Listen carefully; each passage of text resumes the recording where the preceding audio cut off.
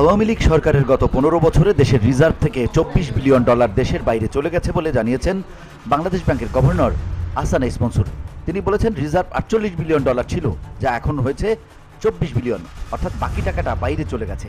বুধবার Bangladesh institute of bank management অডিটোরিয়ামে tipping points of reform agenda for the turn around of the banking sector of Bangladesh আয়োজিত সেমিনারে আলোচনা সভায় তিনি কথা বলেন। আহসান এইস মনসুর বলেন, আমরা যদি আমানত বাড়াতে না পারি, টাকা বাইরে চলে যায়, তাহলে ব্যাংক ও অর্থনৈতিক খাতের প্রবৃদ্ধি হবে না। আমাদের লক্ষ্য আগামী জুনের মধ্যে মূল্যস্ফীতি 7% নামিয়ে আনা, পরবর্তী অর্থ বছরের মাঝে তা 5% নামানো। মূল লক্ষ্য মূল্যস্ফীতি 4 থেকে 5% নামিয়ে আনা। আশা করি তা সম্ভব। তিনি আরও বলেন, বন্যার কারণে বর্তমান বাজারে সবজি ও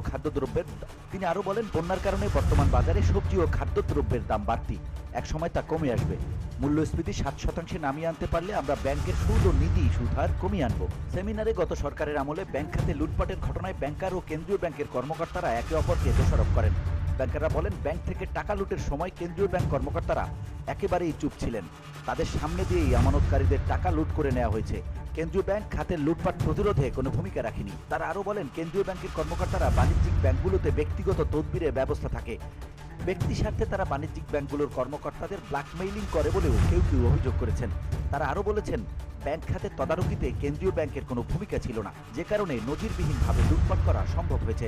কেন্দ্রীয় ব্যাংক বাধা দিলে বা সজাগ থাকলে এত বড় লুটপাট করা সম্ভব হতো না। BOD Bangla news desk.